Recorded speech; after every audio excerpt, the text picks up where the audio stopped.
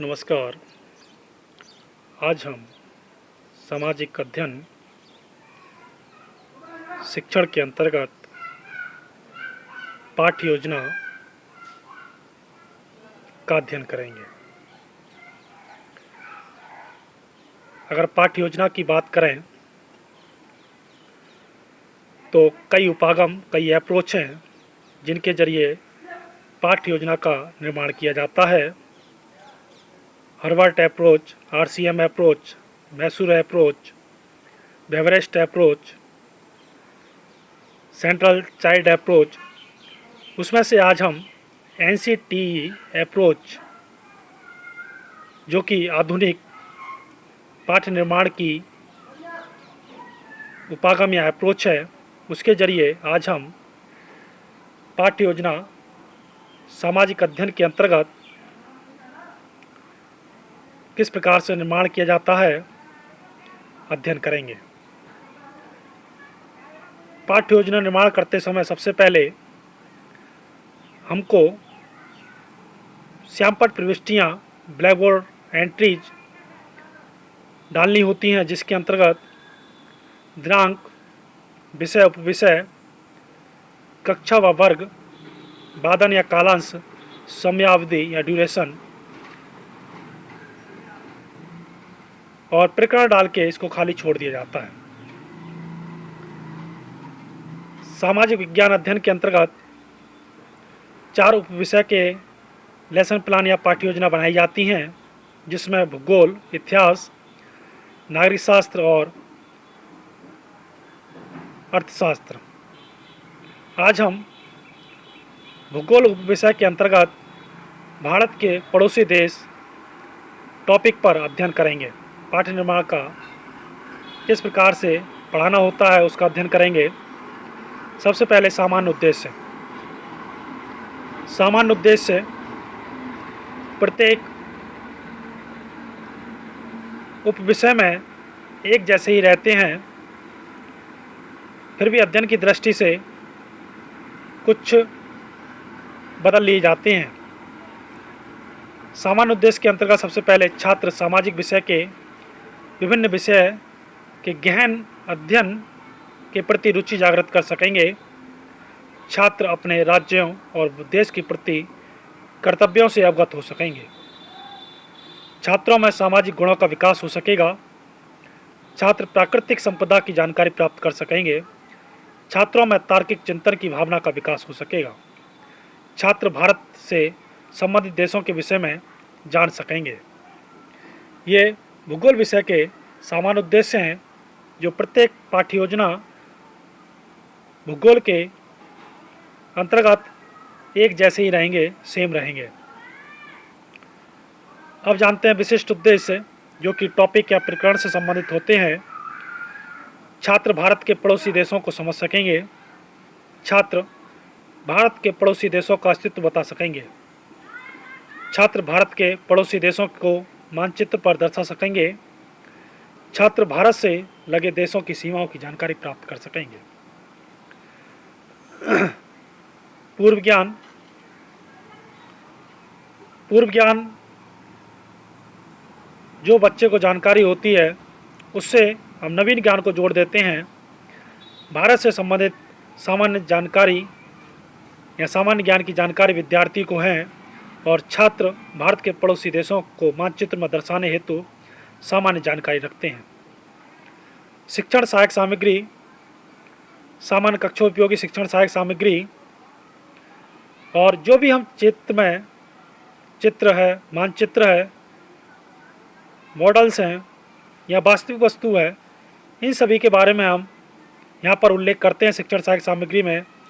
जैसे इस पाठ्य योजना के अंतर्गत भारत का मानचित्र और भारत के पड़ोसी देशों से संबंधित सामान्य जानकारी या सामग्री दर्शाई गई है, उसका उल्लेख यहाँ पर किया जाता है। इसके बाद हम आगे बढ़ते हैं। सबसे पहले अब हम बात करते हैं शिक्षण बिंदु क्या हैं, अनुदेशनात्मक उद्देश्य क्या हैं, छात्र अध्यापक क्रियाएं क्या हैं, छात्र क्रियाएं क्या हैं, विधि प्रविधि और सहायक सामग्री क्या है। और वहीं पर बीच बीच में हमने पाठ्य योजना को कितना पढ़ाया है इसका मूल्यांकन भी किया जाएगा। सबसे पहले प्रस्तावना, जिसमें अनुदेशनात्मक उद्देश्य है पूर्व ज्ञान अनुमान। छात्र अध्यापक छात्रों से या छात्रों के पूर्व ज्ञान से संबंधित प्रश्न पूछेगा। पहला प्रश्न, आप सभी छुट्टी के बाद कहाँ जाएंगे? छात्र उत्तर देंगे, हम सभी छुट्टी के बाद घर जाएंगे। यहाँ पर अपनाई जाने वाली विधि है प्रश्नोत्तर विधि। अपने घर के आसपास के लोगों को हम क्या कहते हैं?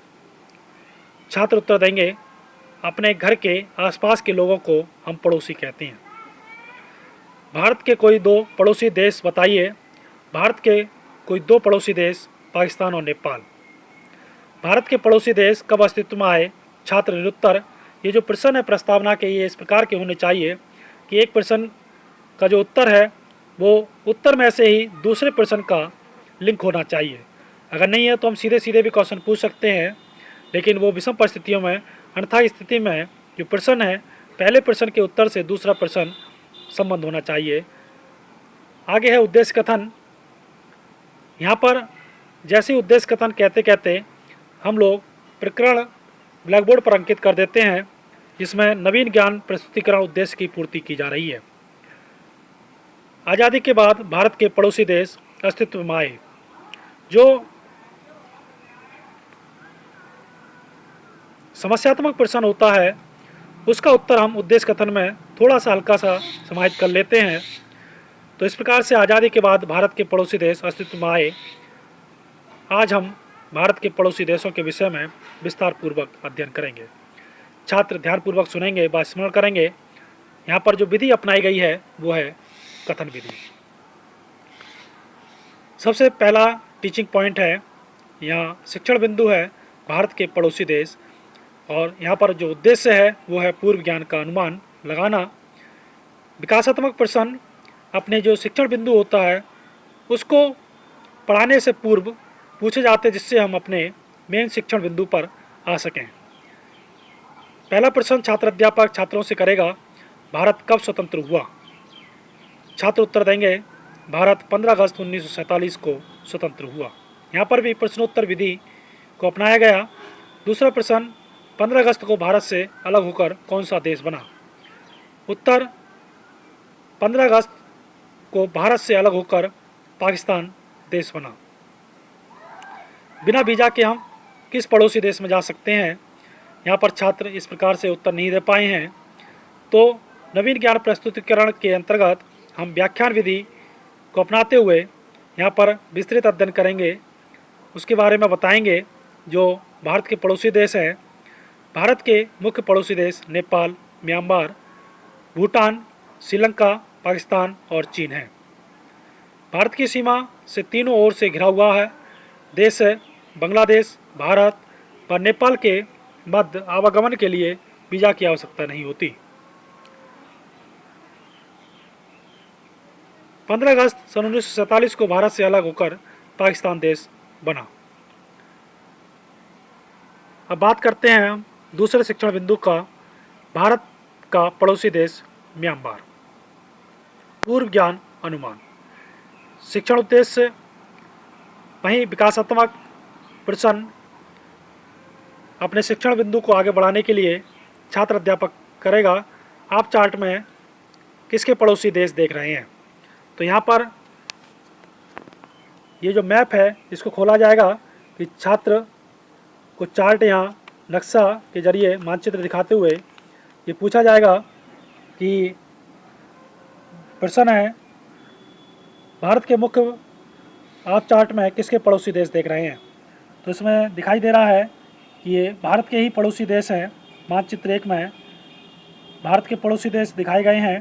तो छात्र उत्तर देंगे, चार्ट में भारत के पड़ोसी देश हैं। भारत के किन्हीं दो पड़ोसी देशों के नाम बताइए। तो छात्र कोई भी दो पड़ोसी देशों के नाम बता सकते हैं। जरूरी नहीं है कि जो उत्तर में लिखा है वही, जो भी है ये केवल संभावित उत्तर होते हैं। वास्तविक उत्तर तो कक्षा शिक्षण जो अधिगम परिस्थितियाँ हैं, जो प्रोसेसिंग है उसमें निकल कर आते हैं। लेकिन फिर भी एक प्लानिंग करने के तहत हमने दो देशों के नाम लिखे हैं, नेपाल और म्यांमार। अब है म्यांमार के विषय में आप क्या जानते हैं, तो छात्र यहाँ पर निरुत्तर हो जाते हैं। तो इस प्रकार से पहला शिक्षण बिंदु हम अपने शिक्षण सहायक सामग्री के जरिए हमने निकाला। अब बात करते हैं हम नवीन ज्ञान प्रस्तुतिकरण, यहाँ पर शिक्षण उद्देश्य और छात्र अध्यापक कथन। म्यांमार दक्षिण पूर्व एशिया का सबसे बड़ा देश है, जिसका कुल क्षेत्रफल 6,78,500 किलोमीटर है। म्यांमार में 3 पर्वत श्रृंखलाएं हैं जो हिमालय से शुरू होकर उत्तर दक्षिण दिशा में फैली हैं। जो शिक्षण बिंदु है उसके लिए छात्र ध्यानपूर्वक सुनेंगे और स्मरण करेंगे। यहाँ पर व्याख्यान विधि को अपनाया गया। यहाँ पर फिर मूल्यांकन किया जाएगा एक प्रश्न के जरिए। विश्व में 44वां सबसे बड़ा देश कौन सा है, तो छात्र उत्तर देंगे म्यांमार। तो यहाँ पर हमने देखा कि अगर ये मूल्यांकन प्रश्न इसलिए किए जाते हैं जिससे हमने जो शिक्षण बिंदु पढ़ाया है वो कितना बच्चों ने सीखा है या नहीं। अब बात करते हैं हम अपने अंतिम शिक्षण बिंदु की तरफ को, भारत का पड़ोसी देश नेपाल। पूर्व ज्ञान अनुमान विकासात्मक प्रश्न, नेपाल किसका पड़ोसी देश है? नेपाल भारत का पड़ोसी देश है। जैसे आपने इसमें देखा है कि भारत के पड़ोसी देश इसमें लिखे हुए हैं, जैसे नेपाल, पाकिस्तान, चीन, म्यांमार और श्रीलंका। तो इसमें नेपाल जो है पहले नंबर पे ही है भारत के पड़ोसी देशों में। तो छात्र उत्तर देंगे नेपाल भारत का पड़ोसी देश है। यहाँ पर प्रश्न उत्तर विधि को अपनाया जा रहा है। अब बात करते हैं हम अगले प्रश्न की, भारत और नेपाल के संबंध कैसे हैं? तो भारत और नेपाल के संबंध अच्छे हैं या मधुर हैं? छात्र उत्तर देगा। अगला प्रश्न, नेपाल के विषय में आप क्या जानते हैं? छात्र निरंतर, क्योंकि अधिक जानकारी छात्रों को नहीं है, लेकिन यहाँ पर विस्तृत जानकारी के लिए जो उद्देश्य अपनाया गया वो नवीन ज्ञान प्रस्तुतिकरण और छात्र अध्यापक कथन के जरिए छात्र अध्यापक व्याख्यान विधि के जरिए अपना कथन कहेगा। भारत और नेपाल पड़ोसी देश ही नहीं अपितु सदियों से गहरा संबंध है। भारत नेपाल के साथ 1751 किलोमीटर लंबी सीमा साझा करता है और उत्तर प्रदेश, उत्तराखंड, बिहार, पश्चिम बंगाल राज्य नेपाल के साथ अपनी सीमा साझा करते हैं। यहाँ पर एक मूल्यांकन प्रश्न पूछा जाएगा जो कि लिखा हुआ है, भारत के साझा करने वाले राज्यों के नाम बताइए। कोई भी 2 राज्य बता सकता है स्टूडेंट, तो इससे हम पता कर सकते हैं कि छात्र ने अच्छे से जो व्याख्यान है उसको सुना। अब जानते हैं संक्षिप्तीकरण, या इसमें संक्षिप्तीकरण में क्या है कि जो हम तीनों शिक्षण बिंदु से संबंधित जो अभी भी हमारा श्यामपट्ट कार्य है उसको संकेतक के जरिए हम नवीन ज्ञान संश्लेषण की दृष्टि से जो उद्देश्य है उसको पूरा करेंगे, श्यामपट्ट से पढ़ते हुए और समझाते हुए। छात्रों, आज हमने भारत के पड़ोसी देशों के बारे में जाना। इस प्रकार भारत के 9 पड़ोसी देश जुड़े हुए हैं। छात्र ध्यानपूर्वक सुनेंगे और स्मरण करेंगे। यहाँ पर कथन विधि को अपनाया गया।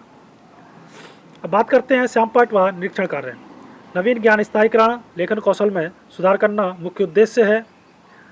छात्र अध्यापक छात्रों को श्यामपट्ट कार्य अपनी अभ्यास पुस्तिका में उतारने का निर्देश देकर छात्रों के लेखन कार्य, बैठने की मुद्राओं और पूर्व दिवस के गृह कार्यों को निरीक्षित करेगा। छात्र अपनी अभ्यास पुस्तिका में श्यामपट्ट कार्य को लिखेंगे वहीं और अपने गृह कार्य को चेक कराएंगे। यहाँ पर लेखन कौशल को अपनाया गया एनसीटी अप्रोच में, और इसमें अंतिम में जो ब्लैक बोर्ड है वो इस प्रकार से दिखाई देना चाहिए जो वास्तविकता में तीनों शिक्षण बिंदुओं के बाद में हमने पढ़ाया है। जैसे पहला शिक्षण बिंदु है, पहले ब्लैक बोर्ड एंट्रीज, यहाँ श्यामपट्ट प्रविष्टियाँ। उसके बाद में पहला शिक्षण बिंदु है भारत के पड़ोसी देश। दूसरा शिक्षण बिंदु है, इसके अंतर्गत हमने मुख्य हेडिंग को इसमें अंकित किया है, लिखा है। वहीं दूसरा शिक्षण बिंदु नेपाल देश और तीसरा है म्यांमार देश। इससे संबंधित मुख्य बिंदु इसमें लिखे हैं। अब ये पूरा का पूरा जो श्यामपट्ट कार्य है वो स्टूडेंट अपनी अभ्यास पुस्तिका में उतारेगा और जो कल का गृह कार्य है उसको चेक भी कराएगा। अब बात करते हैं इससे आगे।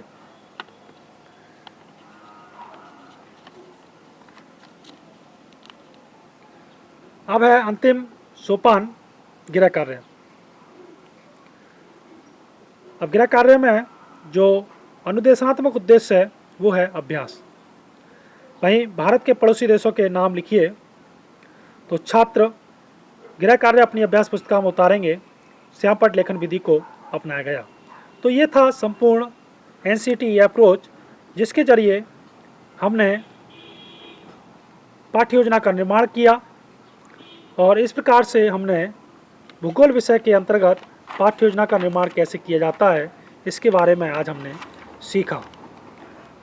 अब हम इससे अगले व्याख्यान के अंतर्गत हम जो शेष भारत के पड़ोसी देश हैं उसके बारे में अध्ययन करेंगे। धन्यवाद।